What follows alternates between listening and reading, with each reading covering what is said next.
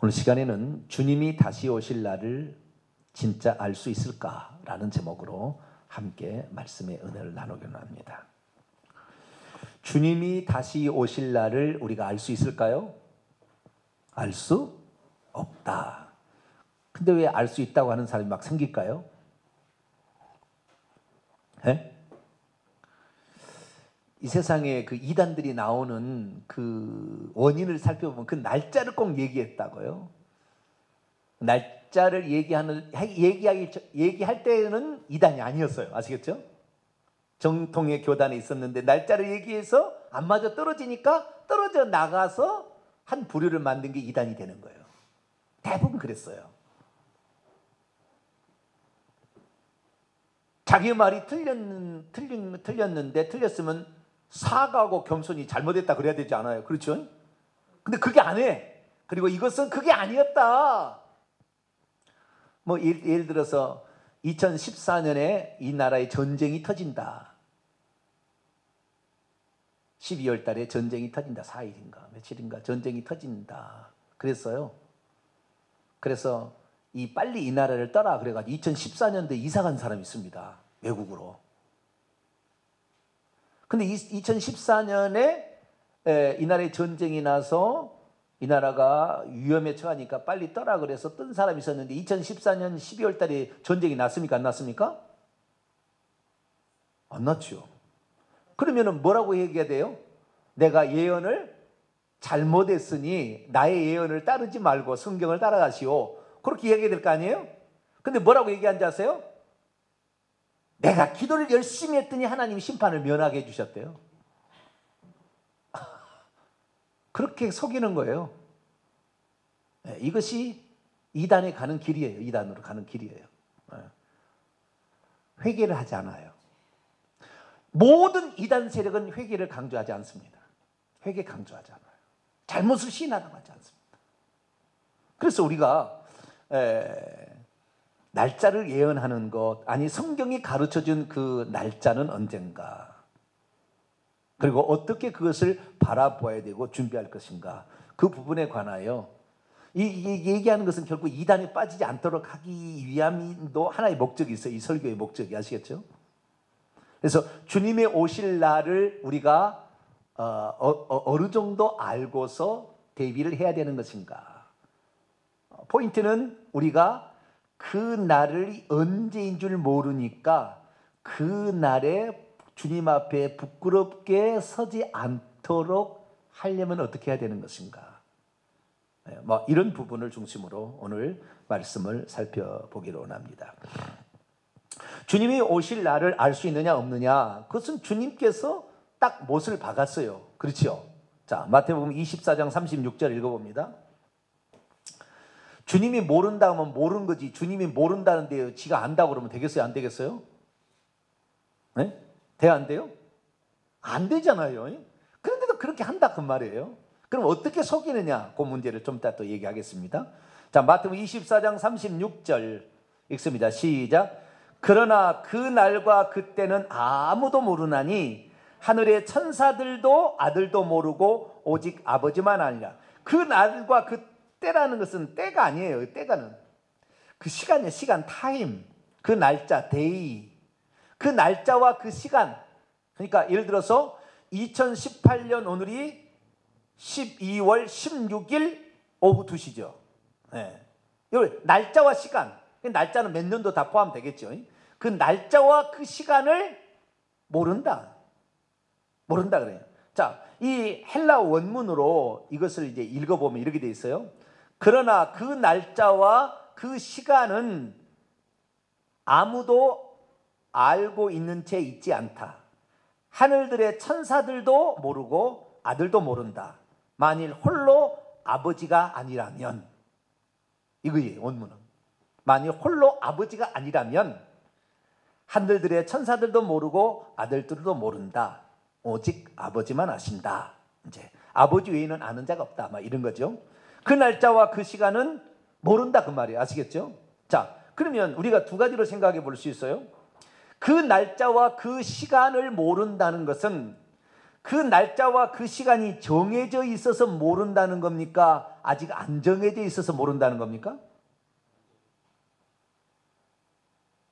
그 날짜를 정해놨어요. 정해놨는데 아버지만 알고 있어. 그 날짜는. 날짜가 예를 들어서 2018년 너무 가깝네. 2028년 예, 정해버린 거예요.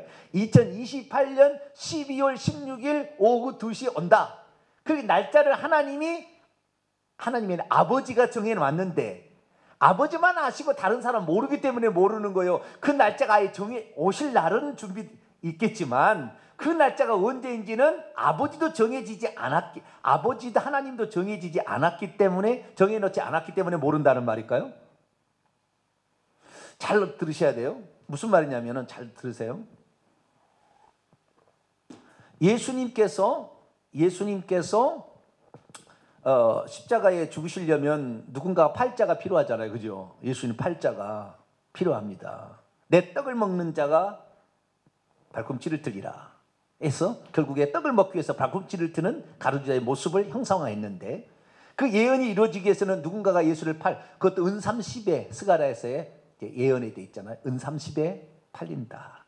그래서 이 예언이 돼 있는데 그 예언을 이루기 위해서 가룟유다가 팔 거라고 예언되어 있습니까? 예수님을 팔 자가 있다고 예언되어 있습니까? 예수님을 팔자가 있을 거라고 예언됐지 가룟유다라고 예언됐지 않아. 누군가가 되는 거예요. 누군가가. 그래서 예수님께서 가룟유다를 보고는 너는 차라리 태어나지 않았으면 좋겠다. 왜? 그가 하려고 하니까. 가룟유다가 하려고 하니까. 예수님을 낳을 자가 처녀가 예정돼 있었죠. 그렇죠? 예언돼 있었죠. 그렇죠? 아브라함과 다윗의 자손으로서 처녀로서. 그러면 아브라함과 다윗이 BC 1000년경의 사람인데 마리아가 태어날 때까지 약 1000년 동안 한 사람도 그 메시아를 낳을 수 있는 처녀이면서 아브라함과 다윗의 자손이 있었겠어요? 없었겠어요? 있었겠죠. 그러나 그가 그런 사람 누군가가 되기는 돼요. 근데 그가 마리아라고 예정되어 있어요? 안 됐어요? 마리아라고 예정되어 있지는 않다 그 말이에요. 아브라함과 다윗의 자손이면서 이것은 만세전에 예정된 것도 아니었어요. 주님이 점차적으로 말씀하심으로 구체화된 거죠. 그래서 마리아가 아닐 수도 있어요. 다른 여자가 또 될 수 있다 그 말이에요. 하나님께서 그 날짜와 그를 모른다. 그런데 여러분 우리가 그동안에 설교를 들어왔잖아요. 아버지하고 예수님은 아버지만 알고 있는 것이 있고 아들은 모르는 것이 있나요? 아니면은 아버지나 아들이라 한 분 하나님으로서 다 알고 있는 것인가요? 우리가 그동안 배웠잖아요. 예수 그리스도께서 부활 승천하신 후에 천국에 올라간 상황에서 아버지 보좌에 누가 앉아 계세요? 예수님이 앉아 계시고 나는 알파와 오메가고 처음이요 마지막이라. 구약의 여호와께서 자신을 소개한 것 나는 처음이요 마지막. 이사야 41장 4절 44장 6절 48장 12절에 나는 처음이요 마지막이라. 그런데 요한계시록 20장 13절에 예수님께서 나는 처음이요 마지막이라. 예수님이 하나님이다. 한 분 하나님이 구약에는 여호와로 이스라엘 백성이 나타나신 것이고 내가 육신을 입고 이 땅에 왔고 다시 가서 이제 그 자리에 앉아있다 그렇게 얘기한다고 말이에요. 그러니까 아버지가 예수님이잖아요. 이사야서 9장 6절에 한 아기가 우리에게 태어났고 한 아들을 우리에게 주신 바 되었는데 그의 어깨는 정사와 권세를 메었고 전능하신 하나님 영존하시는 아버지라 평강의 왕이라 할 것입니다. 그분이 아버지요 전능자라. 아기로 아들로 오지만 아버지시다 얘기하고 있잖아요. 그러니까 아버지만 알고 아들은 모른다 이런 말은 쉽게 생각해서는 안 되는 거예요. 달라서 모른다. 아버지와 아들이 다르다는 말이 아니죠. 그것은 하나님께서 이 땅에 우리에게 경륜적으로 역사를 하시는 거예요. 경륜적으로. 아시겠죠? 경륜적으로 역사를 하실 때에 이 하나님께서는 한 분 하나님으로 구약시대는 여호와로 역사를 하셨지만 신약에는 예수님으로 역사하시잖아요. 그죠? 예수님이 역사하시는데 아들로서 이 땅에 오셨을 때에는 아들이시기 때문에 아버지에게 복종합니다. 아버지께 기도합니다. 아버지께 말씀한 것만 들어서 얘기를 합니다. 아버지께서 시키신 일만 얘기합니다. 이게 아들이 하는 일이 아시겠죠? 그것은 경륜적으로 아들은 아버지의 말을 듣고 행하고 아버지께서 하시는 것을 보고 행한다는 것이 아들의 위치예요. 그렇기 때문에 예수님은 하나님으로서는 다 알고 있겠죠. 하나님으로서는. 그러나 이 땅에 아들로 오셨을 때에는 자기가 스스로 육체의 한계 속에 자신을 제한했기 때문에 아버지의 권한이 있고 나의 권한이 있는데 아버지의 권한을 내가 함부로 말할 수는 없다. 이런 의미로서도 모른다고 말할 수 있겠지만 예수님께서 지금 아들도 모른다 이 얘기는 하나님으로서 모른다는 얘기는 아니겠죠. 그렇죠? 정확하게 얘기하면 하나님으로서는 알고 있겠지요. 하나님이니까 예수님도. 그러나 아들로서 모른다는 것은 이 땅에 육신을 입고 와서 하나님의 말씀에 순종해야 될 그런 위치상으로는 모른다고 얘기를 하는 거죠. 그러나 실제적으로도 그 날짜와 그 시간은 정해지지 않은 거예요. 모른다는 것이 날짜가 정해지는데 안 가르쳐줘서 모른다는 것이 아니라 그 날짜를 아직 정하지 않은 거예요. 그 날은 있겠죠. 아시겠죠?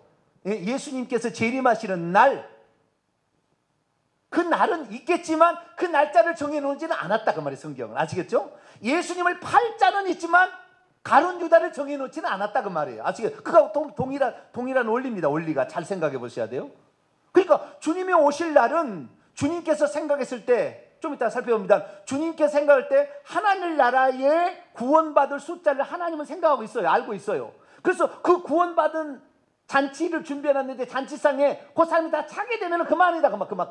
이제 끝나요. 지구가 끝나는 거야. 아시겠죠? 더 이상 천국에 들어올 자가 없으니까. 예비내온 그 천국의 집이 다 차게 되면 더 이상의, 그래서 주님이 오실 날은 있겠죠. 오셔야 된다는 날은 있지만 그 날짜를 정해놓지 않았다 그 말이에요. 그런데 지금까지 사람들은 어떻게 했어요? 그 날짜가 언제라고 얘기를 하기 시작했다 그 말이에요.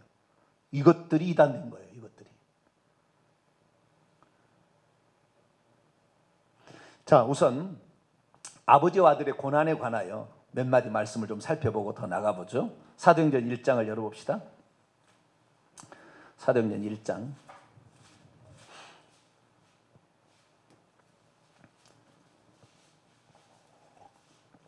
7절로 8절인데요. 6절부터 읽어봅시다. 사도행전 1장 6절에서 8절까지 말씀을 읽습니다. 시작. 그들이 모였을 때에 예수께 여쭈어 이르되 주께서 이스라엘 나라를 회복하심이 이때니까 아니스도. 여기에서 예수님 지금 부활하신 예수님이에요? 육신을 입으신 예수님이에요? 부활하신 예수님. 무소부지하신 예수님. 갑자기 나타났다가 사라지는. 육신을 입고 있을 때 예수님 무소부지하지는 않았어요. 그죠? 무소부지하지 않았다는 말은 이상한데. 자, 우리가 육신을 갖고 있었기 때문에 여기 있으면 예수님 저기는 없었다 그 말이에요. 아시겠죠? 저기 있는 건 다 알고는 있어도 또 역사할 수는 있어도 그쪽에 나타날 수는 없었다 그 말이에요. 육신을 입었으니까 예수님이. 그러나 예수님께서 지금 부활하신 후에는 동시에 나타날 수가 있는 거예요. 아시겠죠? 왜? 이제 무소부지한 상태로 돌아간 거예요. 그때 지금 물어본 거예요. 그때 물어봤는데 7절 8절 시작. 이르시되 때와 시기는 아버지께서 자기의 권한에 두셨으니 너희가 알 바 아니요 오직 성령이 너희에게 임하시면 너희가 권능을 받고 예루살렘과 온 유대와 사마리아 땅끝까지 이런 데 증인이 되리라 하시니라. 때와 시기라는 말을 헬라 원문으로 보면 때와 시기가 뭔지 모르잖아요. 때는 카이로스, 카이로스가 아니라 크로노스, 그 다음에 시기는 카이로스예요. 크로노스, 카이로스가 있는데요. 크로노스, 때라는 말의 앞에 크로노스라는 것은 내가 뭐 기다려주거나 뭐 바라지 않아도 흘러가는 시간을 말하는 거예요. 그냥 이게 흘러가는 시간이에요. 그런데 흘러가는 시간 속에 유의미한 시간들이 우리에게 있어요. 유의미한 시간들이. 우리의 생일날은 흘러가는 시간 속에서도 유의미한 시간이잖아요. 생일날은. 그렇죠? 어떤 특별한 시간. 그래서 하나님께서 어떤 결정적인 시간을 얘기할 때는 카이로스라는 단어를 씁니다. 헬라어로. 크로노스를 안 쓰고. 크로노스는 그냥 흘러가는 시간, 그냥 째깍째깍 흘러가는 시간이고, 이것이 그냥 그런데 그 중에서도 어떤 시간은 아주 중요한 시간이 있다고 말해요. 결혼식 날 아주 중요한 시간이지 뭐. 예. 예를 들어서 생일날 아주 중요한 시간이 있다면 그때는 카이로스라 얘기하는데, 크로노스든 카이로스든 흘러가는 시간이든 우리에게 유의미한 주님이 재림하는 그 시간이든 너희의 알 바가 아니다. 그것은 아버지의 권한에 속한 것이다. 예수님께서 이 땅에 아들로서 오셨기 때문에 아버지에 속한 권한이 있다는 것을 얘기를 하고 있어요. 그러나 예수님은 하나님이기 때문에 이것은 아버지와 아들의 역할을 분리하는 경륜적으로 말하는 것뿐이지 예수님이 모르겠어요? 그러나 이 얘기를 솔직히 들어가게 된다고 한다면 아버지나 아들이나 그 날짜는 정해놓지 않은 거예요. 그 날은 있을 거라고 그래서 그날은 재림한 날은 있겠죠. 그러니까 요한계시록이 써지죠. 아직 있어지도 않은 일들을 다 써볼 수가 있는 거죠. 아시겠죠? 하나님 알파 오메가니까 시작과 끝이니까 다 그냥 얘기해서 그 날짜 몇 월 며칠은 말할 수 없겠지만 그게 이미 일어난 상황을 이미 써놓을 수가 있는 거예요. 하나님께서는. 그래서 우리가 재림하시는 그 날짜는 하나님께서 어떤 것을 정할 거예요. 그러나 그 날은 있을 겁니다. 그러나 날짜는 없는 거예요. 그것은 하나님께서 정하실 거예요. 특별히 그것을 정하실 때는 그것은 모든 만물을 창조하시고 항상 신성으로만 계셨던 아버지에 속한 고유의 권한이다 이렇게 말하고 있다는 거예요. 그래서 우리는 그 날짜를 알 수 있다 없다? 그 날짜를 절대 모른다 그 말이에요. 그 날짜와 그 시간을 절대 모른다 그 말이에요. 천사들도 가르쳐주지 않았다. 오직 하나님께서 정하시는 건데 아직 정해지지 않은 거죠 사실은. 그러나 그 날은 반드시 올 겁니다. 그 날은 있습니다. 재림하신 날은 있을 거예요. 자, 그런데 그럼에도 불구하고 수많은 사람들이 이 날짜를 예언해 왔습니다. 그래서 이단이 되었는데요. 그 날짜를 예언하는 방법들이 여러 가지가 있었는데 크게 세 가지 방법이 있었어요. 날짜를 예언하는 세 가지 방법. 몇 월 며칠 날 온다라고 예언하는 세 가지 방법이 있었어요. 옛날에는 무슨 방법이 있었냐면 다니엘서를 이용했습니다. 뭐를 이용했다고요? 다니엘서에 예언이 되어 있어요. 70주야라는 다니엘서 9장에 나오는 70주야, 70주, 71회죠. 71회에 관한 예언이 있었습니다. 그 1회는 말은 7이라는 말입니다. 그래서 71회라는 것은 70 곱하기 7이에요. 그래서 49예요. 77에 49. 근데 70이니까 490이죠. 그래서 70 곱하기 7은 490입니다. 그래서 이 다니엘서 9장에 예수 그리스도 이 땅에 오셔서 활동하실 예수 그리스도가 언제 오시고 언제 죽으시고 사역이 마친다는 것이 71회로 기한을 정했다라는 말이 있고 거기에다가 추가되어서 이 71회뿐만 아니라 2300주야라는 예언이 있어요. 다시 말해서 예루살렘을 중건하라는 영이 날 때부터 시간을 재서 2300주야 하루를 1년으로 계산해서 이스라엘 백성이 정탐하는 날을 40일을 1년으로 해서 40년이 되듯이 490은 490일이 아니라 490년으로 계산해서 이 400 BC 그게 몇 년이냐면은 457년에 아닥사스다 번째 7년에 예루살렘을 중건하는 영이 나는데 그때부터 계산해서 71회의 시간이 있고 490년의 시간이 있고 또 2300시간이 있다는 거예요. 이것이 다니엘서 8장이 또 나와요. 그래서 그것을 계산을 해봤더니 2300주야 예루살렘의 성을 중건하라는 BC 457년에서 2300주야를 계산을 해보면 1844년이 나와요. 몇 년이 나온다고요? 1844년 계산을 해보면 나와요. 나중에 홈페이지에 올려놓을 테니까 도표를 보세요. 1844년이 나오니까 이 한 사람이 침례교 어떤 목사가 1844년에 주님이 재림하십니다라고 얘기를 한 거예요. 그러나 그것은 잘못 해석한 겁니다. 왜 잘못 해석했느냐? 다니엘서 8장을 볼까요? 1844년에 왔어요? 안 왔어요? 주님이 재림했어요? 안 했어요? 안 했잖아요. 다니엘서 8장 14절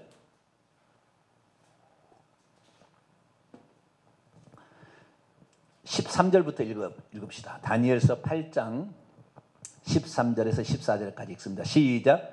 내가 들은즉 한 거룩한 이가 말하더니 다른 거룩한 이가 그 말하는 이에게 묻되 환상에 나타난 바 매일 드리는 제사와 망하게 하는 죄악에 대한 일과 성소와 백성이 내준바되며 집합할 일이 어느 때까지 이를꼬 하매 그가 내게 이르되 2300주야까지니 그때 성소가 정결하게 되리라 하였느니라. 이것을 정확하게 이 문구대로 해석했더라면 그나마 틀리지 않았을 거예요.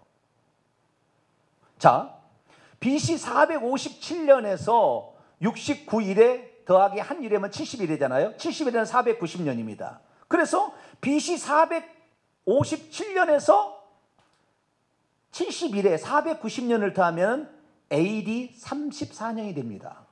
예수님이 죽은 지 3년 반이 지난 후에요. 3년 반 전에 71회의 69회의 절반의 제사가 끝나지고 그 다음에 모든 기름 부음 받은 가 끊쳐진다고 했으니까 딱 이 34년에 3년 반에 된 AD 31년 반경에 예수님이 십자가에 죽어요. 71의 예언이 그대로 이루어진 거예요. 숫자적으로도. 그럼 2300주야는 어떻게 했냐? 490년에다가 1810년을 더해야만이 2300년이 되는 거예요. 그 2300년이 되는 해가 AD 1844년인 거예요. 그래서 한 목사님이, 이 예언을 연구하는 목사님이 예수님의 초림과 예수님의 십자가의 죽으심이 정확히 맞아떨어졌다고 한다면 2300주야도 맞아떨어지지 않겠느냐. 그러니까 1844년에 주님이 오신다라고 얘기를 한 거예요. 그럼 이것을 잘못 해석한 거예요. 왜요? 다시 14절 봅시다. 그가 내게 이르되 2300주야까지니 그때 성소가 정결하게 되리라. 성소가 정결하게 되리라 했지 주님이 재림한다고 그랬나? 1844년에 성소가 정결하게 된다고 그랬지 언제 주님이 재림한다고 그랬어요? 그런데 그것을 그렇게 잘못 해석한 거죠. 그래서 주님이 오시지 않아서 사람들이 흩어지게 됩니다. 흩어지게. 그 얘기를 어떤 목사님이냐, 윌리엄 밀러라는 사람이 침례교 목사인데 그 얘기를 했어요. 그래서 안 온 거예요. 주님이 재림 안 한 거예요. 그러자 엘렌 G 화이트라는 여사가 이 무리들, 이 재림을 기다리는 이 무리들, 그때 당시에는요 흑사평물 해가지고 엄청 사람이 많이 죽어갔거든요. 그러니까 빨리 주님이 재림했으면 원했다고요. 그런데 그렇게 믿는 사람들이 다 나가다 떨어질까? 엘렌 G 화이트라는 여사가 이 말은 주님이 재림한다는 얘기가 아니라 주님이 오셔서 성소를 정결케 한다고 했으니 이때부터 사람들의 죄를 조사를 해서 심판을, 하늘에서 성소를 정결케 하고 하늘 성소를 정결케 하고 그때부터 죽은 자들을 심판하는 것이라 해서 조사 심판서를 얘기합니다. 그래서 그날은 재림 날짜가 아니었다. 이렇게 얘기를 해서 만든 분파가 제7일 안식일 예수 재림교회입니다. 그러니까 제7일 안식일 예수 재림교회는 다니엘서 빼면은 그들은 공부할 게 별로 없어. 거의 다니엘서만 축자 공부합니다. 가 들어가 보세요. 해석을 잘못한 것 같아요. 해석을. 주님이 오실 날은 성경에 안 나와 있어요. 그러면 이것이 첫 번째예요. 다니엘서를 해석을 잘못해가지고 재림 날짜를 얘기하는 것이 안식일 교가 올라된 윌리엄 밀러, 엘렌 G 화이트 이쪽 계열입니다. 여호와 증인은 언제 있느냐? 이걸 잘못 계산해서요 1874년이라고 얘기를 했습니다. 그 날짜를 또 자기들 나름대로 계산법에서 1874년이라 했는데 그날 오시지 않았어요. 그래서 오시지 않아서 사람들이 흩어지니까 이 여호와 증인 러셀인가요? 누군가? 그 사람이 어떻게 했냐면은 영적으로 재림하셨다 이렇게 바꿨어요. 말을 뭐라고요? 영적으로 재림했다 해서 자기의 재림론을 따르는 사람들을 무리를 끌고 나가서 여호와 증인이라는 이단을 만든 거예요. 뿐만 아니라 1890년이 주님의 재림의 날이다 라고 얘기를 해서 1844년은 1844년 10월 22일일 겁니다. 날짜가 정확히 나와요. 거기에 10월 22일일 거예요. 근데 어쨌든 날짜는 제가 얘기를 안 하겠습니다만은 이 조셉 스미스라는 사람이 1890년에 주님이 재림한다 또 얘기했다가 안 오니까 몰몬교를 만들었어요. 몰몬교. 그러니까 이 다니엘서를 가지고 재림 날짜를 계산해서 안 맞아 떨어져서 만든 이단들이 안식교, 여호와 증인, 몰몬교 이런 증인데 첫 번째 부류입니다. 두 번째 부류는 뭐냐? 두 번째 부류는 이 우리나라의 유명한 서울 여의도에 있는 조누구 목사님이 얘기하신 게 있어요. 이분은 어떻게 해석했나? 이 부류가 있는데 두 번째 부류예요. 이 부류는 어때요냐? 베드로후서 3장을 봅니다. 이런 부류가 또 있어요. 날짜를 계산하는 거예요. 베드로후서 3장.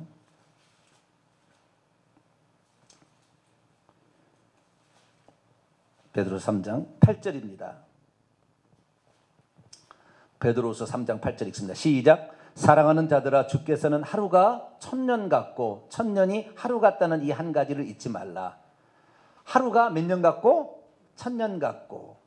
하나님께서 창세기 1장을 보니까 이제 설명을 하는 겁니다. 하나님께서 창세기 1장을 보니까 지구를 창조하고 우주를 창조하는데 여섯째 날까지 창조하고 일곱째 날에 안식하셨죠. 그렇죠? 여섯째 날은 세상 돌아가는 이야기, 일곱째 날 안식이니까 이 안식이 바로 천년왕국이다. 그래서 6일을 하루는 천년으로 계산한다면 이 지구상의 역사는 6천년이고 6천년이 끝난다면 천년왕국이 있다. 이게 바로 이제 환란전 휴거 전천년설 세대주의적 전천년설주의를 이 조영기 목사가 이름을 얘기하면 안 되는데 어쩔 수 없네. 아니 내가 거짓말을 한 게 아니라 그분이 그렇게 얘기했으니까. 그래서 그분이 그렇게 얘기해서 그래서 세대주의적 전천년설을 수행해. 세대주의 전천년설 1800년이 되기 전에 지구상이 존재하지 않는 종말론이에요. 세대주의적 전천. 환란전 휴거설은 다 가짜입니다. 나중에 제 홈페이지를 보시면 다 나와 있어요.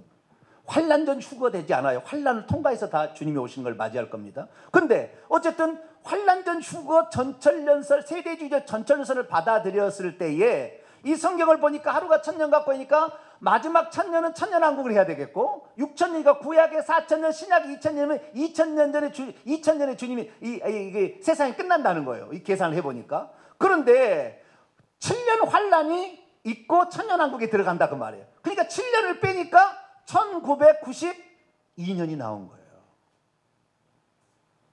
그래서 이와 비슷한 데서 결국에 나온 것이 1992년 10월 28일 온다는 것이 이장님 일파입니다. 이것이 바로 하루를 천년 같다라는 이 계산법에 의해서 세대주의적 종말론을 끌어와서 7년을 빼서 계산한 것이고, 그러나 조영기 목사님은 그렇게 얘기하지는 않았어요. 하루가 천년 같고 천년 같으니까 2000년 정도가 되게 되면은 2000년에서 7년 빼면 92년 정도가 되면은 주님이 재림하십니다 라고 분명하게 얘기를 했어요. 설교 시간에. 인터넷 검색해보면 나와요. 그래서 이것은 하루가 천년 같습니까? 천년입니까? 다시 물어볼게요. 여기서 주께서 하루가 천년 같다고 그랬어요? 천년이라고 그랬어요? 같다 그렇죠. 같다. 네, 같다. 그렇게 같은 거하고 인거하고 다른 거잖아요. 물론 하나님께서 이 창세기 1장에 여섯째 날까지 창조하고 일곱째 날 안식하셨다라는 것에 어떤 의미가 있을 것입니다. 그러나 계산을 하는 것은 맞지 않아요. 절대. 계산할 수 없어요. 그건 하나님이 정하는 거지 우리가 정한 대로. 그냥 제가 얘기합니다. 지금부터 얘기하겠습니다. 어떤 사람이 어느 날짜에 주님이 온다 그러면 그날은 절대 안 와요. 하나님 우리 인간을 따라가지 않을 거니까. 아시겠죠? 어느 날 온다 그러면 그날은 절대 안 온다. 100% 맞는 거예요. 이것은 99%가 아니에요. 100% 말이에요. 인간의 결정에 하나님이 따라가지 않아요. 그것은 하나님의 권한에 속한 거예요. 할렐루야. 하나님의 권한에 속한 거니까. 그래서 이런 부류의 두 번째 부류가 바로 이런 그 세대주의적 전천년설이나 이장님 일파들이 요런 데가 바로 천년이 하루 같고라는 계산법을 쓴 거예요. 또 하나의 계산법이 있는데 또 하나의 계산법은 오늘 본문 말씀에 나오는 거예요. 자, 마태복음 24장. 왜 계산하지 말라 그러는데 자꾸 계산을 할까요? 뭐 때문에 그러죠? 그 자기를 믿고 따른다 그렇게 만들려고 그런가? 나는 왜 그런지를 모르겠어요. 그럼 왜 그렇게 날짜를 얘기를 하는지를 모르겠어요. 자, 24장 궁금해서 그런가? 자, 24장 32절입니다. 34절까지 읽습니다. 시작. 무화과 나무의 비유를 배우라. 그 가지가 연하여지고 잎사귀를 내면 여름이 가까운 줄 아나니 이와 같이 너희도 이 모든 일들을 보거든 인자가 가까이 곧 물 앞에 이른 줄 알라. 내가 진실로 너희에게 말은 이 세대가 지나가기 전에 이 일이 다 일어나리라. 이 세대가 지나가기 전에 이 일이 다 일어나. 무화과 나무가 가지가 부드러워지고 잎사귀를 내게 되면 여름철이 가까운 것처럼 주님의 재림도 가깝다. 뭐 그런 말이잖아요. 그런데 이 무화과 나무를 이제 해석을 합니다. 해석을. 이 무화과 나무는 성경에 보니까 에레미야 24장을 보게 되면 무화과 나무는 이스라엘을 지칭하는 것으로 나옵니다. 그래서 이 무화과 나무가 이스라엘을 무화과 나무만 지칭하는 게 아니에요. 포도나무, 내가 포도원을 심었다. 그리고 포도원, 예수님 포도원 얼마나 비유 많이 듭니까? 그렇죠? 그래서 포도나무가 이스라엘 나무를 지칭하는 것도 돼요. 무화과 나무면 꼭 맞는 건 아닙니다. 아시겠죠? 그러나 좌우지간 해석을 하는 사람은 그렇게 맞춰서 해석을 하려고 그러는 거죠.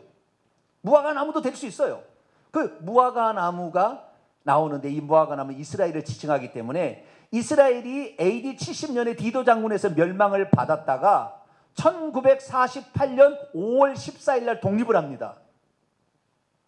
그래서 그때 잎사귀가 나와서 이제 가지가 연하해지기 시작했다는 거예요. 그런데 이 세대가 한 세대가 지나가기 전에 이 일이 다 이룬다고 했으니 그 한 세대가 조용기 목사님은 한 세대를 50년으로 봤어요. 몇 년으로요? 50년으로 봤습니다. 50년. 한 세대를 조용기 목사님은 50년으로 본 거예요. 그래가지고 이 조용기 목사님은 결국에 1948년 5월 14일에다가 50년을 더하니까 1998년경에 주님이 또 오신다 그런 얘기를 했어요. 그때 올 거다. 이렇게 얘기를 한 거예요. 그래서 우리가 한때 또 밀레니엄에서 1900 쓰다가 2000년을 쓰면 컴퓨터가 막 이상하게 돌아가가지고 또 지구에 종말이 온다. 그런 얘기 들어봤어요? 안 들어봤어요? 안 들어봤어요? 그런 얘기를 했는데 어쨌든 50년으로 계산하니까 1998년이에요. 근데 이것을 98년이라고 정확히 지정하지 않았지만 이 조은기 목사님은 2000년 하루가 1000년 갖고 해서 2000년 구약 4000년 신약 2000년 6000년에서 천년왕국 되려면 거기에서 환란전 7년 환란을 빼니까 92년경이다 얘기는 했다고 해요. 그런데 이 한 세대를 계산하기를 우리나라에 이제 이단들이 생기는 거예요. 첫째, 안상홍이는 이 한 세대가 40년이라고 그랬습니다. 몇 년이요? 40년. 40년을 더하면 1948년에서 40년을 더하면 1998년입니다. 그래서 안상홍 증인은 1988년 올림픽 때 예수님이 재림한다고 깃발 들고 나가서 올림픽 경기장마다 이게 들고 서 있던 사람들이 안상홍 증인입니다. 안상홍 증인에. 안상홍이가 그 얘기를 했어요. 근데 1988년에 왔습니까? 조용기 목사님은 50년 정도 되어서 2000년에 끝난다고 그랬는데 안상홍이는 한 세대를 40년으로 계산하니까 1988년이라 이렇게 얘기했다는 거예요. 근데 1988년이 아니다고 했는데 그게 아니라 계산 실수다. 2012년이다. 안상홍 증인이 또 그렇게 바꿨습니다. 2012년으로. 근데 그때도 안 왔어요. 그런데도 불구하고 우리는 안상홍이 주장을 예언이 빗나갔든지 우리가 잘못 알아들었든지 한 것이다 라고 계속해서 따라가는 사람이 지금 안상홍 증인의 이단입니다.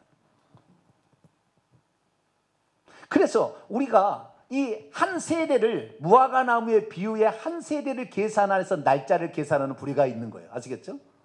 이런 부류가 크게 세 가지인 거지요. 다니엘서의 예언을 따라서 창세기 1장에 나오는 밀레니엄, 한 천년이 하루 같다. 일곱째 날에 쉰다. 7년이 천년왕국이다. 이렇게 해석하는 이런 부류가 있고 무화과 나무 비유로 해석하는 그런 부류가 있습니다. 그런데 주님은 뭐라고 얘기하느냐? 주님은 다시 봅시다. 마태복음 24장 32절. 무화과 나무의 비유를 배우라. 이미 그것의 가지가 부드러워지게 되고 잎사귀에 움이 트고 있을 때는 여름이 가까운 줄 너희가 알지 않느냐? 이와 같이 너희도 이 모든 일들을 보거든 인자가 가까이 곧 문 앞에 왔다는 것을 알아. 자, 그날이 재림 날입니까? 문 앞에 가까이 온 날입니까? 설령 그날이 맞다고 칩시다. 아시겠죠? 여러분, 이게 뭡니까? 이 무화과 나무의 비유를 통하여 한 세대를 70년으로 보게 되면 2018년이 한 세대예요. 2018년이 한 세대라고요. 올해가 70년 되는 해입니다. 1948년을 치자면. 그런데 요즘에는 아무도 2018년에 주님이 온다는 얘기를 안 하대. 왜 그럴까요? 40년 만에 온다, 50년 만에 온다. 근데 안 맞았거든. 70년에 온다 그래도 안 맞을 것 같으니까 얘기를 안 한 것 같아. 100년 후에 온다. 아마 그렇게 하면 통할지 모르겠어요. 한 세대는 100년이다 그렇게 가지고. 아니 노아의 홍수 때는 120년이니까 120년이다 막 그렇게 얘기할 사람도 있을는지는 모르나. 이거 뭐요? 이런 것을 통하여서 뭐요? 인자가 가까이 왔다는 것을 알아서 준비하라 그 말이지. 날짜를 계산하는 말이 아니잖아요. 날짜를 계산하는 말이 아니고 그런 비유를 생각해보고 가까이 왔으면 준비해야 된다 그 말이에요. 그런데 제가 서두에서 얘기했습니다마는 우리 주님이 오실 날은 하나님 날짜는 정해졌어요? 안 정해졌어요? 안 정해졌어요. 그 날은 정해졌고요. 그런 날이 있을 거라고 정해져 있겠지만 그 날짜는 정해지지 않은 거예요. 주님께서 생각했을 때에 그 날이 있는 거지요. 그 날은 뭐냐? 성경에 보니까 몇 가지로 얘기하는데요. 저는 한 네 가지, 하나, 둘, 셋, 넷, 다섯, 6가지 정도 이렇게 정리할 수가 있어요. 성경에 나와 있는 것을. 그러면 주님은 언제 오시는가? 이걸 내가 알려드릴게요. 주님은 언제 오시는가? 잘못하면 또 이단되는 거예요. 주님이 언제 오시는 것인가? 간단합니다. 예수님 말씀을 들어봅니다. 자, 마태복음 24장 29절입니다. 24장 29절 있습니다. 시작. 그날 환난 후에 즉시 해가 어두워지고 달이 빛을 내지 아니면 별들이 하늘에서 떨어지며 하늘의 권능들이 흔들리라. 그때 인자의 징조가 하늘에서 보이겠고 오는 것을 볼 거다 그랬어요. 환난 후에 오십니다. 첫째 뭐라고? 주님 언제 오신다? 환난. 예수 그리스도를 믿는 사람을 주의 이름 때문에 핍박하고 죽이고 막 이렇게 목 잘라 죽이고 순교자가 많이 나오는 그러죠. 그래서 이 환난 후에 주님이 오시지 환난 전에 훌쩍 올라가는 거 없어. 7년 환난 전에 올라간다. 순전히 가짜예요. 제가 다 써놨어요. 왜 가짜인지 싹 써놨어요. 들어보세요. 요한계시록 강의 저희 홈페이지에 보면 다 있어요. 환난을 다 통과해야 되는 거 아시겠죠? 환난을 후에 오신다고 그랬습니다. 그래서 우리 주님은 언제 오시는 것이냐? 환난 후에 오신다. 그러니 지금 믿음을 우리가 준비해놔야 환난 때에 주님을 부인하지 않는 거예요. 그래서 제가 이렇게 말씀을 가르치는 거예요. 말씀을 알아야 정확히 어떻게 대비할 것인지 알잖아요. 말씀을 모르면 우왕좌왕해서 막 거짓된 선지자를 따라갈 수밖에 없잖아요. 그래서 첫째, 주님은 언제 오신다? 환난 후에 오신다. 둘째는요, 결론부터 얘기할게요. 갑자기 오셔요. 언제나 어떻게 온다고요? 생각지 않은, 예기치 않은 시간에 갑자기 오십니다. 우리는 모를 거예요. 자, 계속 보겠습니다. 마태복음 24장 43절로 44절 43절로 44절 읽습니다. 시작. 너희도 아는 바니 만일 집주인이 도둑이 어느 시각에 올 줄을 알았더라면 깨어있어 그 집을 뚫지 못하게 했으리라. 이러므로 너희도 준비하고 있으라. 생각지 않은 때에 인자가 오리라. 생각지 않은 시간. 원문에 정확히 보면 예기치 않는 시간에 온다 그 말이에요. 항상 우리가 깨어 있어야 되는 거지 언제 올 줄 몰라요. 그래서 생각지 않은 데 온다. 주님 언제 오느냐? 우리가 생각지 않은, 우리가 날짜 계산하는 절대 안 온다. 내가 결단적이다. 누가 혹시 얘기하면 그 날짜는 절대 안 와. 그러니까 그날 절대 안 올 줄 알고 기다리고 있으시면 돼요. 셋째, 요한계시록 6장을 봅니다. 빨리빨리 넘어가야 되겠어요. 이제 요한계시록 6장 언제 오시느냐? 이게 결정적이에요. 이게 결정적. 요한계시록 6장 9절부터 11절입니다.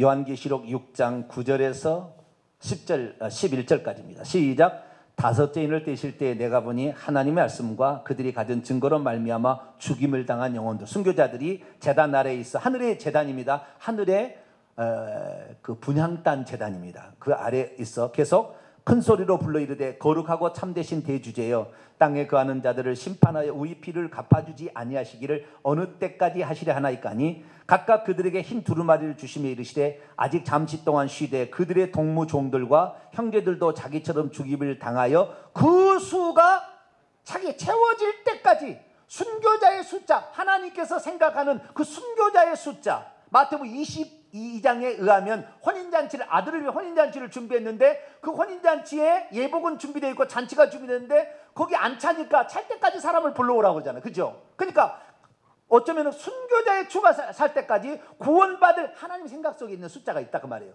하나님의 생각하는 숫자가 채워질 때까지는 주님이 안 오시는 거예요. 그 숫자가 채워지면 오시는 거예요. 그래서 순교자의 숫자가 채워지면 온다. 그런데 지금 순교자가 많이 배출된 시기인가요? 아직까지 안 오신 거 보면 순교 숫자가 안 차는 거잖아요. 마지막 때가 되면 순교자가 팍팍팍 채워져요. 그때 눈을 들어야 됩니다. 구속이 가까웠다. 셋째가 아니라 이제 넷째죠. 첫째는 환난 후에 오신다. 둘째는 예기치 않게 갑자기 오신다. 셋째는 순교자의 숫자가 채워지면 한다. 이렇게 되려면 엄청난 핍박의 시대가 와요. 예수 믿는 것 자체가 핍박의 시대가 오는 거예요. 지금 그런 시대는 아니잖아요. 요한계시 20장입니다. 이제 언제 오시는 것인가. 넷째, 요한계시 20장 1절부터 3절까지 읽습니다. 시작. 또 내가 보매 천사가 무저갱이 열쇠와 큰 쇠사슬을 그의 손에 가지고 하늘로부터 내려와서 용을 잡으니 곧 옛뱀이요 마귀요 사탄이라 잡아서 1000년 동안 결박하여 무저갱이에 던져 넣어 잠그고 그 위에 임봉하여 1000년이 차도록 다시는 만국을 미혹하지 못하게 하였는데 그 후에는 반드시 잠깐 노일이라. 잠깐 노일이라. 7절로 넘어갑니다.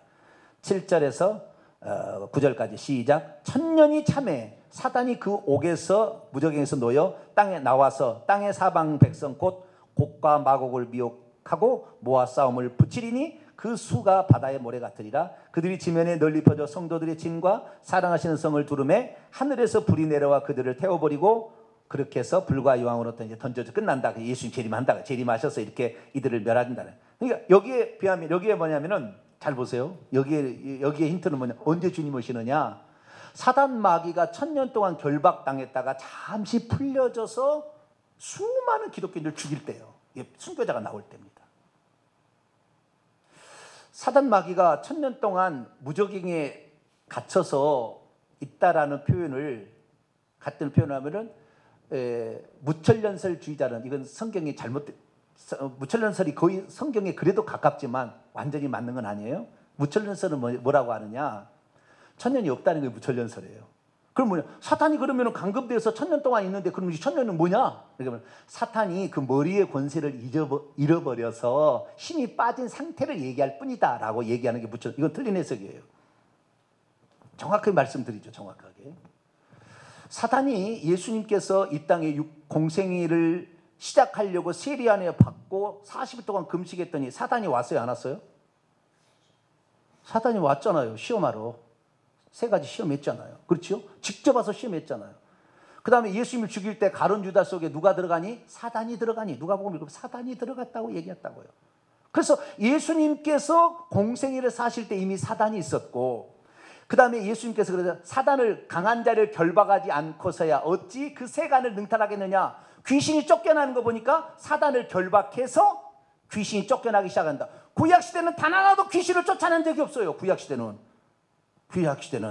예수님 오셔서 처음으로 귀신을 쫓아내기 시작한 거예요. 왜요? 예수님을 시험하러 귀신의 왕인 바알세불 사단이 와서 예수님이 시험했는데 3대 빵으로 판정패 당했잖아요. 그래서 그 자기 스승이 질 때부터 그때부터 예수님이 귀신을 쫓아내기 시작한 거예요. 어떤 이상한 데는 뭐예요? 예수님이 어릴 때도 귀신을 쫓아냈다나? 쓸데없는 소리를 했어. 어디에 그런데 예수님께서 마귀를 이겨서 강한 자를 결박한 후에야 그 세간을 능탈하리라. 그래서 그때 3대 0으로 판정승 할 때부터 예수님은 귀신을 쫓아내기 시작한 거예요. 할렐루야. 네, 그때부터 귀신을 쫓아내겠어요. 왜? 사탄이 졌으니까 예수님에게. 그러다가 예수님께서 십자가에 죽으실 때 이때 사단이 예수님만 죽이면 없앨 줄 알고 예수님을 죽였는데 사망 권세는 죄를 가진 자라만 죽일 수 있는데 죄 없는 예수님을 죽임으로 사망 권세가 머리가 박살나는 일이 그때 나타납니다. 그런데 그때 머리가 박살남과 동시에 사단은 쫓겨나서 무저갱이 갇히게 되는 거예요. 이 지구 속에 무저갱이 지옥인데 이 지옥의 한 켠이 무저갱이에요. 그 무저갱이 갇히게 되는 거예요. 그래서 무저갱이 갇히니까 자기의 쫄개들을 음부의 문들을 통해서 올려보내는 거예요. 그 중에서 쫄개 중에서 제1 첫 번째 힘이 센 놈이 요한계시록 13장에 바다에서 올라오는 짐승이에요. 세상 제국의 왕들을 주관하는 천사.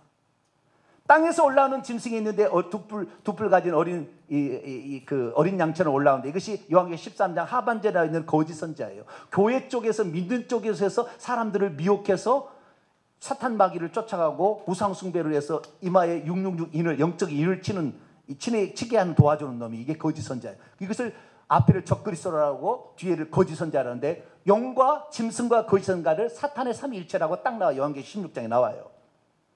그래서 사탄 마귀는 예수 그리스도를 십자가에 죽임과 동시에 그 머리에 권세, 사망과 음부의 권세를 주님께 내어주고 요한계시록 1장 16, 17절에 내어주고 자기는 무저갱에 갇힌 거예요. 그렇지만 무저갱에 갇혀서 아무것도 하지 않은 게 아니라 그의 쫄개들을 올려보내서 동일한 일을 하고 있다 그 말이 지금 똑같이 동일한 일을 하고 있는 거예요 지금. 그러나 마지막 때가 되면 주님께서 이 천사장을 무저갱에서 보내준다 그 말이에요. 주님이 오시기 직전에 마지막 대장 아마겟돈 전쟁으로 대항하라고. 이것이 다섯째 나팔이 울려 퍼질 때 무저갱의 열쇠가 주어지면서 그놈이 나옵니다. 그때가 아직 아니에요. 아직 안 나왔어요. 나왔으면 난리 날 거예요. 예수님도 와서 시험해서 하고 있는데 그놈이 나와서 활동할 때 이때가 주님의 오실 날이 가까운 때예요. 그때는 다 죽일 거예요. 요한계시록 13장을 봅시다. 7절 어떤 상태가 되는지 볼까요? 7절 읽습니다. 시작. 또 권세를 받아 성도들과 싸워 이기게 되고. 그래서 이때는 그 믿음을 지켜야 돼요. 그때는 환난을 당하고 죽어도 그 믿음을 지켜야 돼요. 순교를 당해도 믿음을 지켜야 되는 거예요. 권세를 받아 성도들을 싸워 이기게 되는, 죽이는 거예요. 그래서 우리가 그 믿음을 지킨다, 인내로 구원을 받는다는 말이 거기에요. 주님을 모른다고 부인하면 안 돼요. 예. 그래서 이 천년이라는 것은, 천년왕국이라는 것, 천년이라는 것은 뭐냐면은 예수 그리스도께서 십자가에 못 박혀 죽으시고 부활하신 후에, 그 다음 예수님이 부활의 첫 열매로 올라가잖아요. 천국에. 그죠? 부활의 첫 열매로 오잖아요. 그전에는 천국에 들어간 사람 없어요. 낙원에 있었어요. 낙원에. 천국의 한 켠인데 천국은 보좌 곁이 아니에요. 천국은 낙원 하늘에 있었는데 천국이 천국 하나님 보좌가 아니라 그 말이에요. 그 각이 낙원에 있다가 주님이 첫 열매로 보좌 앞에 올라가는 것이고, 그 다음에 그때 올라가시면서 구약 성도를 한꺼번에 천국으로 데려가시고, 그 다음부터는 모든 죽은 사람들이 죽음과 동시에 부활체를 입고 천국에 들어가고, 믿지 않고 죄를 용서받지 못한 사람은 사망의 부활체를 입고 지옥으로 떨어지고 있어요. 그래서 그 예수 그리스도의 부활 승천 이후에 천국에 들어가서 천사들을 부리고 왕노를 하는 것을 이끌어서 천년 왕국이다 하는 거예요. 이것이 영적 비유입니다. 천년 왕국이고, 이 땅에서는 42달의 환란 3년 반이다라고 얘기하는 그 이 땅의 환란의 기간을 영적으로 표시한 거예요. 그래서 천년 왕국이라는 것은 이 천국에 올라간 성도들이 천국에서 왕을 하다가 주님 재림하시는 날까지 시간을 천년 왕국, 오랜 충분한 기간 왕을 한다, 그런 의미예요. 그래서 주님이 오실 때 같이 성도들과 오는 거예요. 그래서 이 마지막 때에 이 사탄 마귀가 무저갱에서 풀려나서 엄청나게 핍박을 하고 사람을 죽일 때, 이때가 되면 주님이 오실 때가 가까웠구나. 지금은 교회 아니에요? 지금은 아니에요. 지금은 아직 아니에요.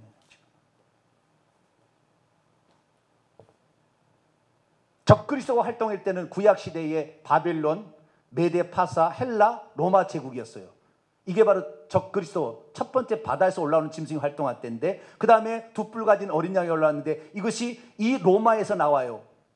새 뿔이 뽑히면서 한 작은 뿔이 나오는데, 이것이 바로 로마 교황입니다. 그래서 기독교가 로마 태양신교가 합쳐져 가지고 로마 교황이 되어서 기독교를 지배하는데, 로마 교황 때문에 다 예수 믿는 사람이 지옥 가잖아요. 예수 믿는 사람을 죽이잖아요. 로마 교황이. 무려 1000년 동안 500년에서 1500년까지 8천만 명을 죽였습니다. 로마에서. 순수한 예수 믿는 사람들을. 자기 안 따른다고. 자기를 하나님이라고 섬기지 않는다고. 그래서 성전에 앉아 자기를 하나님 한 놈이 그놈이에요. 그놈만은 아니죠. 그 거짓 선지자 그것만 아니겠지만 그런 일이 있는 거예요. 지금은 교회에 앉아서 잘못 가르치고 있는 게 다 거짓 선지자잖아요. 결국에.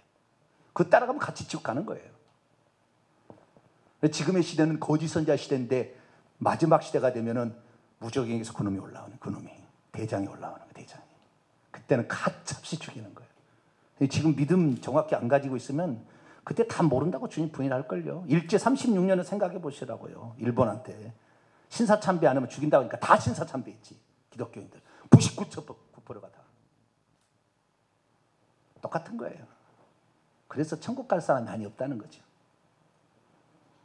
자, 마태복음 24장 또 넘어옵니다. 언젠가 이번엔 하나, 둘, 셋, 넷, 다섯 번째죠. 자, 마태복음 24장 다 왔습니다. 마태복음 24장 14절입니다. 그래서 13절에 보니까 끝까지 견디는 자, 이거 핍박이잖아요. 9절 보세요. 그때 사람들이 너희를 환난에 넘겨주겠고 너희를 죽이는 너희가 내 이름 때문에 모든 민족에게 미움을 받는데 끝까지 견디는 자가 구원을 받는다. 그때 거짓 선자가 많은 일어나서 많은 사람 미혹할 거다. 수많은 거짓말을 다 드릴 거예요. 제가 하는 말은 천국에 가면 진실이라고 알게 될 겁니다. 저에 대해서 리플을 달아서 이상한 놈이라고 나를 막 하는 사람이 있는데 천국 지옥 갈 때 알게 될 거예요. 그때 내가 진실을 얘기하고 있는지 정병진 목사가 지 얘기를 하고 있는지 성경의 말을 그대로 얘기했는지 그때 알게 될 거예요. 자, 14절 읽습니다. 시작. 이 천국 복음이 모든 민족에게 증언되기 위하여 온 세상에 전파되니 그제야 끝이 오리라. 천국 복음이 모든 민족, 이 천국, 우리의 인생의 목적은 천국 들어가는 거다 이거예요. 회개하라, 천국에 가까운다니까 회개와 천국 복음이 증거돼야 되는 거예요. 왜 제가 이것에 목을 메고 지금 이렇게 합니까? 회개 천국 복음을 책을 쓰고 왜 이 얘기를 하는 것입니까? 천국 복음, 우리의 인생의 목적은 천국이고 우리가 천국 들어가야 되면 다른 사람도 천국 같이 들어가자고 그 얘기를 해야 된다 그 말이에요. 근데 지금 교회에서 천국 지옥 얘기합니까? 구원 얘기하냐고요. 그래서 제가 이렇게 하는 것은 주님이 오실 날을 대비하고 있는 거죠. 회개, 세례 요한처럼 회개하라. 지금 그렇게 예치하잖아요. 주님이 초림 때의 모습이나 재림 때 똑같은 거예요. 회개하라. 그래야 주님이 초림도 맞이하고 재림의 예수님도 맞이하는 거예요. 그래서 천국 복음이 증거되도록 하기 위하여 이게 한다는 거니까 천국 복음이 증거되면 주님이 오신다 그 말. 이제 시작되었어요. 몇 년 안 됐습니다. 이제 시작되었어요. 그래서 제가 죽기 전에 다 증거되었으면 좋겠어요. 저는 제가 죽기 전까지 다 증거되기를 바라고 있어요. 마지막 32절 이제 징조를 통해서 보는 32절부터 나오는데 무화과 나무의 비유가 있죠. 그렇죠. 저는 이 무화과 나무의 비유를 이스라엘의 독립이라고 본다고 해서 틀리다고 저는 생각지는 않습니다. 제 생각입니다. 이것은 제 생각에 틀릴지도 몰라요. 제 생각입니다. 무화과 나무는 이스라엘의 독립이다. 무화과 나무의 비유는 해도 틀린 건 아닙니다. 그러나 한 세대가 언제인지를 알 수가 없어요. 그리고 세대가 있다 해도 문 앞에 온 것이라고 그랬지 그날 오신다고는 하지 않았어요. 가까이 왔다 그 말이죠. 그럼 뭐냐? 그 뒤에 비유가 납니다. 노아의 홍수 때와 같이 징조를 통해서 알라 그 말이에요. 누군가가 비가 내려서 홍수가 나서 이 세상이 멸망받습니다. 여러분 이제 회개해서 여러분의 그 강포함, 그 무력으로 힘 있는 자가 여자들을 많이 거느리고 사는 이 광포함, 하나님을 무시하고 하나님이 어디 있어? 권력을 믿고 살아, 돈을 믿고 살아야 된다 이렇게 외치는 것을 회개하고 천국을 준비합시다 강력히 외치는 노아 시대. 물론 듣지 잘 않겠죠. 제 설교를 별로 좋아하지 않더라고 사람들이. 제 설교가 맞다고 했으면 많이 왔을 텐데 잘 안 좋아해 이런 거 별로. 그러듯이 노아의 때와 같고 롯의 때와 같다. 롯의 때는 누가복음에 나오는 거예요. 마태복음은 안 나와요. 노아의 때만 나와요. 롯의 때는 뭐냐? 동성애가 판을 칠 때예요. 노아의 때가 아니 롯의 때가. 동성애가 지금 전 세계 유럽 연합에서 대한민국을 집중적으로 하잖아. 아시아에서 당신 나라가 먼저 동성애를 인정하라. 박근혜 대통령이 얼마나 시달렸는지 몰라요. 우리나라 그 유엔 사무총장 한 사람 있었잖아요. 불신자. 그분이 얼마나 강요했는지 몰라요. 그래도 통과가 안 됐잖아요. 우리나라 언젠가는 동성애 통과될 거예요 아마. 끝까지 우리가 저항해야 되겠지만 그러나 동성애가 세상에 파다하면 이미 파다합니다. 대한민국을 제외하고는. 대한민국은 말만 동성애 법만 제정 안 됐을 뿐이니 지금 청소년들이 전부 AI로 지금 급속하게 대한민국이 늘어나고 있어요. 20대가 되기 전에 이 청소년들이 통계가 나와 있어요 지금. 동성애 때문에. 우리나라에서 아이들 무슨 인권 무슨 뭐 법 제정하고 막 그러잖아요. 마음대로 생활해야 된다. 임신해도 그거 쫓아내지 마라. 이런 법 만들고. 썩을 죄송합니다. 너무 신경 나가서 그러면 안 되는데. 주님이 심판할 일을 자초하는 거예요. 그래서 이런 동성애가 타다하고 회개를 외쳐도 사람들이 잘 순종하지 않은, 주님 오실 때까지 그렇게 된다는 거예요. 그런 징조를 통해서 주님이 오실 때가 가까웠음을 하는 이런 5-6가지 정도, 요 정도를 판단하는데 그 날짜는 알 수가 없다. 결론입니다. 주님이 오시는 날은 우주적 재림이요, 인류가 끝나지만 주님이 재림하시는 날을 사도 바울도 자신의 생애에 올 줄 알았어요. 아직 정해지지 않았으니까 그 날짜가.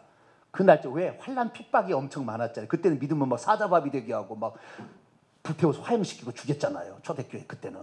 그러니까 주님이 오실 줄 알았어, 사도 바울은. 그래서 주님이 오신다 얼마 대사님과 전후세에 얼마나 썼는지 몰라. 근데 주님이 죽을 때가 자기가 60 몇 살이 되니까 66세가 되니까 죽을 때가 됐는데 그래도 주님이 안 오는 거예요. 알게 됐어요. 그래서 디모데 전후서에서는 바꿉니다. 어떻게 바꾸느냐? 주님이 오셔서 우주적인 재림이죠. 주님이 오셔서 이 지구상이 끝나는 것이 아니라 주님의 재림은 언제인지 알 수 없으니 우리가 천국에 들어가도록 힘쓰는 게 중요하다고 바꿔요. 개인적 종말이 더 중요하다. 우주적인 종말이 중요한 게 아니라 우주적 종말은 하나님의 때에 하나님이 할 거니까 너희들이 천국에 들어가기를 힘쓰라. 할렐루야. 그걸 얘기하는 거예요. 자, 디모데후서 4장 18절. 그래서 올바른 건전한 종말 신앙은 뭐냐? 우리가 천국에 들어갈 수 있도록 준비하는 게 중요해요. 할렐루야. 언제 오는 것이 이게 중요한 게 아니라 내가 지금이라도 죽으면 천국에 들어갈 수 있도록 준비되어지는 것이 중요하다.